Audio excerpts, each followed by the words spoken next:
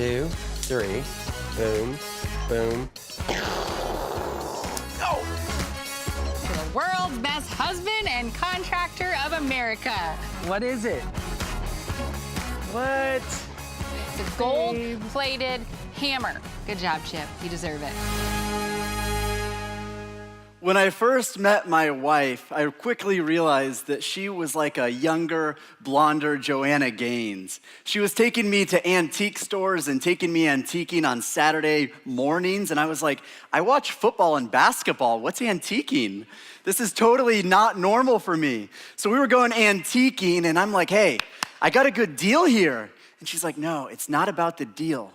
It's about finding unique things. We're finding treasures here. Treasures we can find and take home and put them around the apartment, and then we can restore these things. These are things that nobody else has. And I'm like, oh, yeah, this is cool. It's something we do now, and we take home little treasures that nobody else has. Things we can fix up. We were driving by a dumpster once, and we found a desk. We took the desk home, we sanded it up, fixed it up, put some yellow paints on it, put some decorations on it, and now it's a piece of art in our house today. I remember once I came home, this was when we were engaged. She was living in this little apartment. I walked in, and she's sitting at her little kitchen table. And I walked up, and she's doing something. She had all of these little skeleton keys all over the table. And she's sitting there polishing these little skeleton keys very carefully. And I said, hey, what are you doing? Where'd you get all these? And she said, aren't they cool? Aren't they unique? And I said, yeah, they're very cool. What are you gonna do with them? And she said, I'm gonna do this with them. They're for our wedding day. I'm gonna make placeholders for everybody's names. So after the wedding, everybody knows where to sit. And I said, that's awesome. That's so creative. Can't believe you thought of that. She said, you know what else is awesome? It only costs $300 for these keys. I said, that's awesome. Oh my gosh. I love you so much. Let's get married. She's so good at finding treasures, polishing things up, even if they have rough edges, and making things come alive again, like the keys, and giving them a new purpose. Our goal here at the Grove as Easter comes up is for you to see things that have rough edges, things that are maybe dead, maybe don't have a purpose anymore, and help those things come alive. Things in your neighborhood, things that are right next to you, things that you think don't have a purpose anymore, and help those things come alive. We're gonna put come alive everywhere. We're gonna give you things that say come alive, and you have to go into your neighborhood and help those things come alive. As we read the Easter story and the gospel story, we see things where they're dead or close to death, and with the help of Jesus Christ, those things come alive again. We're gonna look at this Easter story for the next few weeks through the lens of Peter, because we believe that through the lens of Peter, we see bits and pieces of Peter in each and every single one of us. Peter was a man who had great strengths. He was strong. He had great fight. He had a great faith that we read about. But Peter was a man who also had weaknesses. He had great failings. He had humanness like us. He was weak, and we can relate to Peter. He needed restoring, and that's what we're gonna talk about this morning, restoration. When we look at Chip and Joanna Gaines and all the work that they do in Waco, Texas, we see restoration. We see fixing up. Chip and Joe, they look at houses that are a dump, houses that we wouldn't take a second look at, and they turn them into magazine-covered dream homes for people. When they look at something, you know what they see? They see endless possibilities. We want to become fixer-uppers that see endless possibilities in things. That's our key idea this morning. Restoration happens when we start seeing these three possibilities. The first possibility that each of us need to start seeing is this. This is not the end. So often it's easy to say, this is the end. This is over. This dream I had is over. This marriage I had is over. This family is done. The first thing you need to see is this is not the end. And once you can view this possibility, you're on your way to being a fixer-upper. We're gonna pick up our Easter story after Jesus has been arrested, after the garden, after the Last Supper with the disciples. So we fast forward, and Jesus, he's been arrested. He's on his way to the high priest's house. We're in Luke 22 this morning. So if you read along with me, it says, "Then seizing him, they led him away and took him into the house of the high priest. Peter followed at a distance, and when some there had kindled a fire in the middle of the courtyard and sat down together, Peter, he sat down with them. A servant girl saw him seated there in the firelight. She looked closely at him and said, 'This man was with him.' But he denied it. 'Girl, you're crazy. I don't know him.' A little later, someone else saw him and said, 'You also are one of them.' 'Man, I am not,' he replied. About an hour later, another asserted, 'Certainly this fellow was with him, for he's a Galilean.' Peter replied, 'Dude, I don't know what you're talking about.' Just as he was speaking, the rooster crowed. The Lord turned and looked straight at Peter. Then Peter remembered the word the Lord had spoken to him. 'Before the rooster crows today, you will disown me 3 times.' And he went outside and he wept bitterly." Peter, we read, was a man of great strength and a man of great faith. But we also read in earlier gospel accounts and his interactions with Jesus that he had been a man of great restoration and fixer-uppering, if you will. We read that his name was Simon, son of John, so he was a Johnson. Some of you might be related to him. But his name was Simon when we first meet him, and Jesus says, "No, you're Peter." So he changes his name to Peter, which is the rock, my rock. So we have Peter the Rock Johnson here. And get that image out of your head. Once I read that, I was like, we got the rock.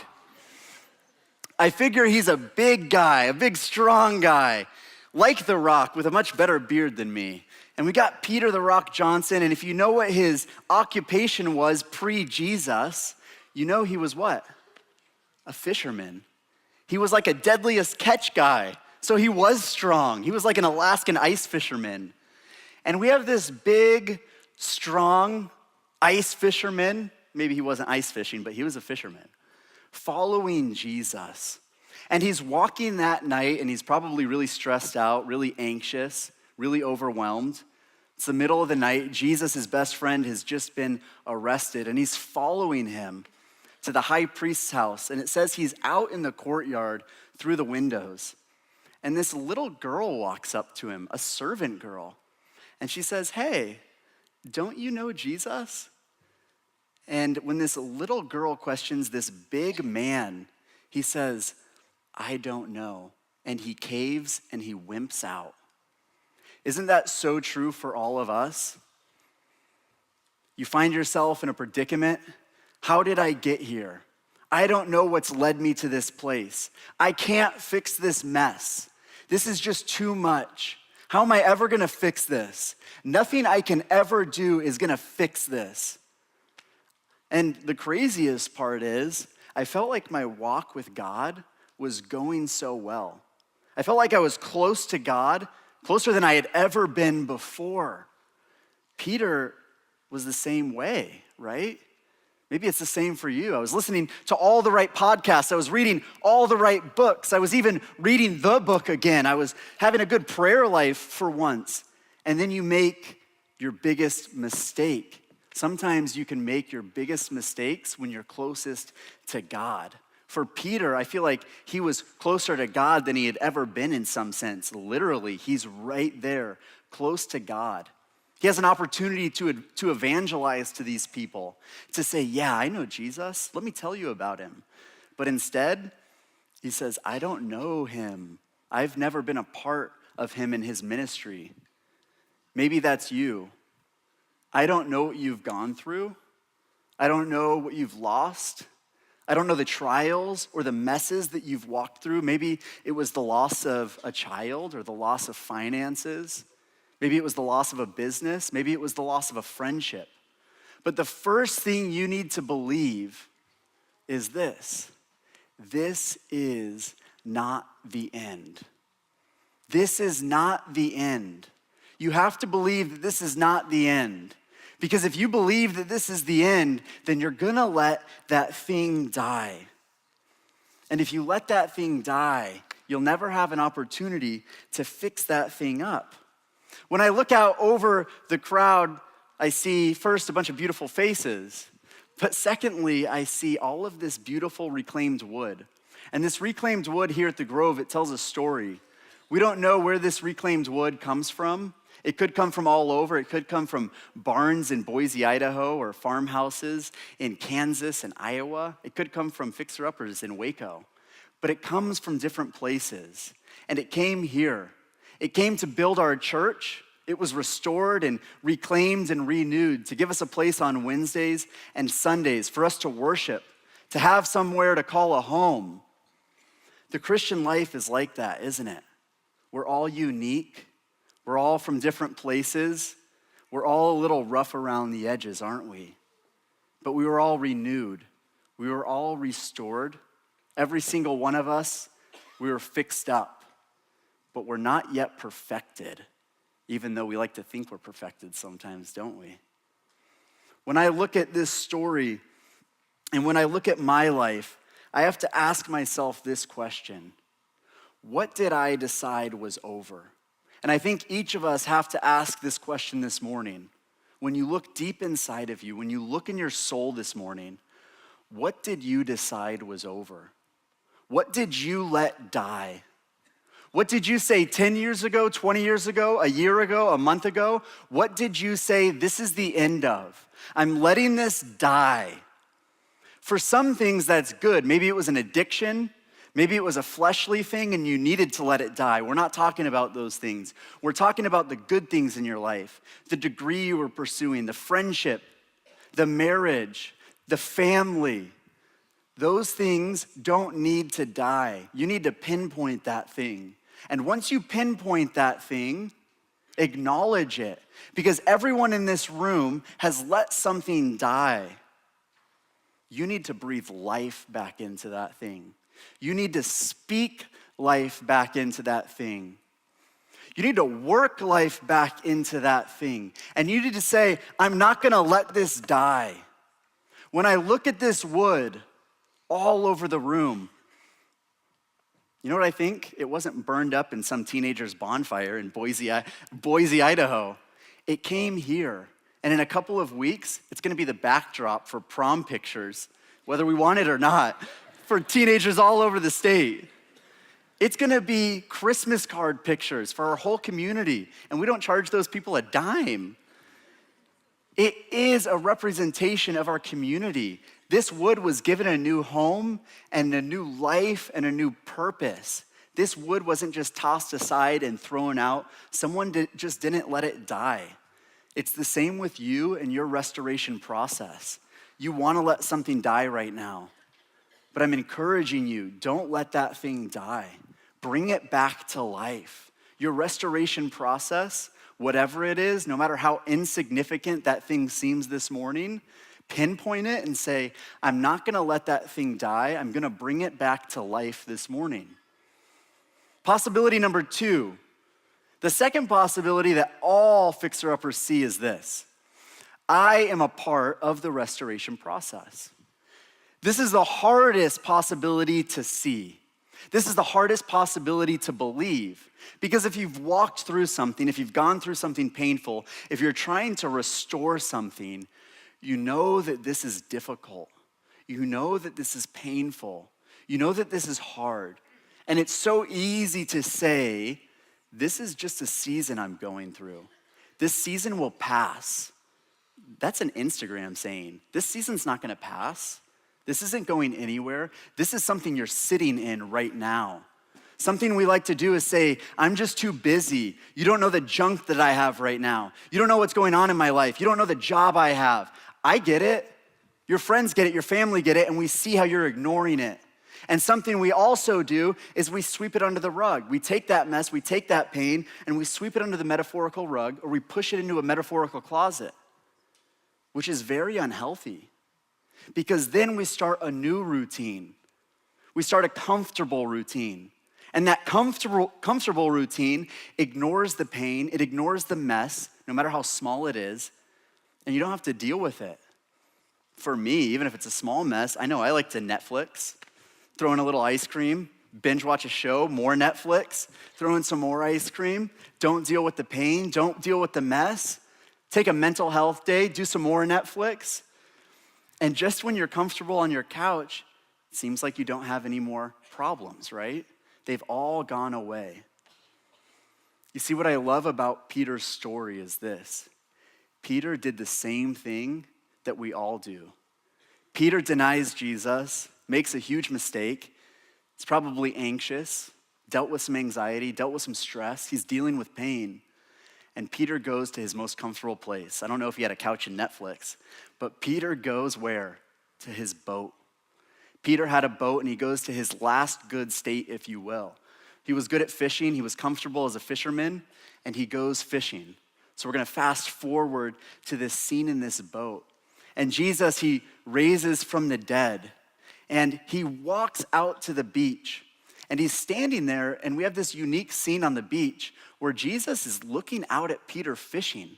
Isn't it true that every time you get really comfortable in life without God, I know I've been there, Jesus shows up and he looks at you. Maybe you get a text from a friend. Where have you been? Why haven't you been at church? Why haven't you been at Bible study? I haven't seen you in a while. Where have you been? Jesus is standing on the shore looking at Peter and he goes, hey, what's up? And Peter goes, I'm fishing. Bro. And Peter goes, bro. And he jumps out of the boat and he starts swimming back to Jesus. And he gets out, standing wet, dripping at the shore.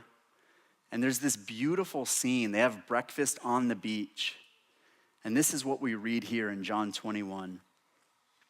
When they had finished eating, Jesus said to Simon Peter, Simon, son of John, do you love me more than these? Yes, Lord, you know that I love you. Jesus said, feed my lambs.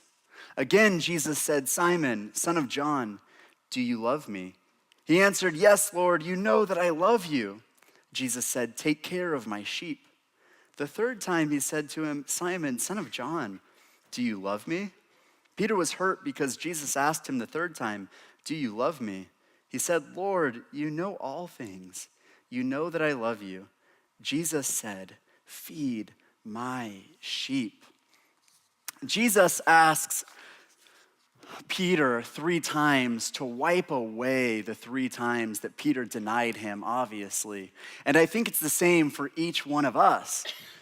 Mess up, make a mistake, walk away from God, and all of a sudden, Jesus comes right back into your life and he's standing there. Hey, how are we gonna fix this? See you on your couch, I see you're not at church. How are we gonna fix this? How are we gonna fix this? How do you wanna fix this? My wife and I, we watch a lot of Fixer Upper. I think we've seen every episode twice. And my favorite episode is when Robert Griffin III partners with Chip and Joanna Gaines. Robert Griffin III, he's the quarterback at Baylor, he used to be, and he's from Waco, Texas, and he hears about a man. He was a U.S. Army veteran who fought in Vietnam, and he goes and visits this man because this man's wife is very sick with cancer. And as he's visiting with this man, he asks him, hey, is there anything I can do for you and your wife? And the man said, yeah, you could fix up our house. We would love that.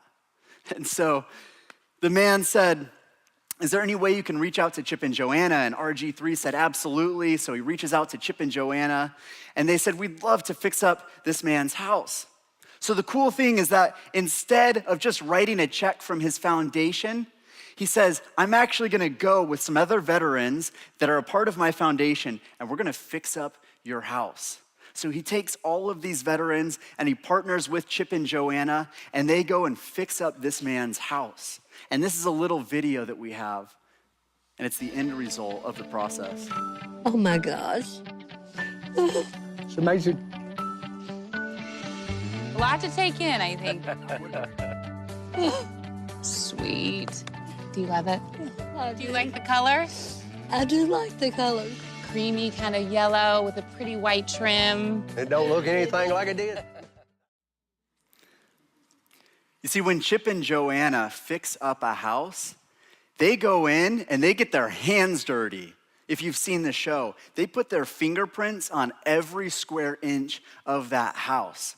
Restoration for every single one of us, it's a hands-on process.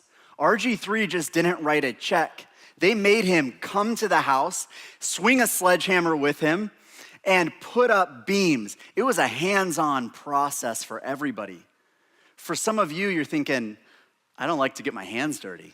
And hey, I get it. I keep hand sanitizer at my desk, and I'm like, I don't like to get my hands dirty either. But here's the thing. If you want to go through restoration, you've got to get your hands dirty. This isn't something that you can contract out. You can't call somebody on Craigslist. You're gonna have to go through this. This is something that you have to get started. When Peter started his restoration process, he got out of the boat, he started swimming to Jesus, and then he stood there dripping wet for a while his restoration process began. This morning, I don't know where you're at. I don't know what your fixer-upper looks like. Everybody's project is different. I don't know how your restoration process is going to begin. The person next to you, their restoration process looks different, and they don't know how your restoration process is going to begin. But the good news is that we know the one who has the good news, and he knows how your restoration process is going to begin.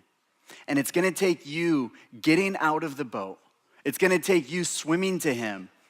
And it might take you standing there, dripping wet, uncomfortable for a little bit, if you wanna get that restoration process started.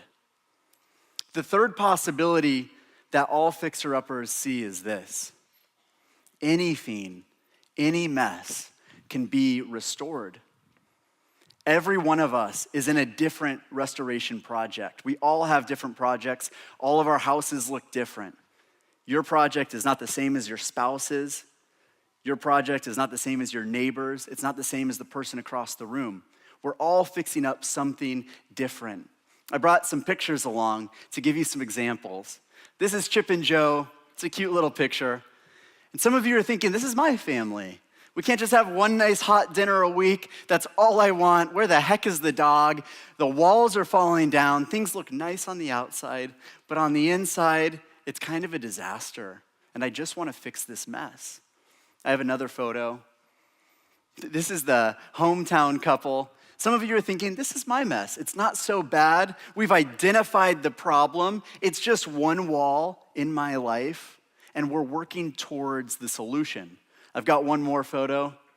This is another couple who remodels homes. They're working towards the solution as well. Maybe that's some of you. You see the solution, you can see the finish line, and you've been working on your fixer-upper. This is much better. You see, here's the thing. All of our fixer-uppers look different. But the third step is this. We have to believe that anything can be restored. Once you see that, then you're on your way to fixing up your restoration process. The problem is I know how hard fixer-uppers can be. I know how hard that process can be. I know how hard everyone's mess can be. I've gone through that pain as well. And maybe you're thinking, my picture looks just like that first family with the Gaineses. Every time I fix something, every time I make progress and put something up on the wall, it's like my family is tearing it right back down again. And they're ruining my progress. It's just such a mess. Every time I take 3 steps forward in my life, it's like 2 steps backwards, Byron. Byron, I thought anything was possible. I really did. But I'm just having so many problems. Why is my life such a mess? And if I'm being completely honest this morning, Byron, well, maybe not here, maybe tomorrow in the car yelling at God in a praying type of way, I just don't think this mess can be fixed up. And if we're being really honest, I don't think God can fix up this mess that I'm in right now. I really don't. I'd like to read you a verse though, in Hebrews 13:5. I read this week and I'd like to share it. Never will I leave you, never will I forsake you. He's a God that looks at any mess. He's a God that looks at any project, at any fixer-upper, at any life, no matter how much sin there is, no matter how far you've walked away, no matter how many times you've denied him, no matter how much of a mess you are, any life. He looks at me. He looks at Peter. He looks at any of our families, and he says, this can be restored. I can fix this up with you. But it's gonna take you getting out of your boat. It's gonna take you going to him and saying, I need you to help me restore this. I need you to help me in this process. I need you to go to him and say, let's get this process started. The fourth picture I brought with me this morning is this. This is our final picture. I always drive by this, and I'm sure most of you have. We buy ugly houses. I always think when I drive by, I hope I never have to sell my house to them, because then by default, do I have an ugly house? So I went to their website, and it said this on their website. It said the idea originated in the mind of a man named Ken D'Angelo, way back in the early 1970s.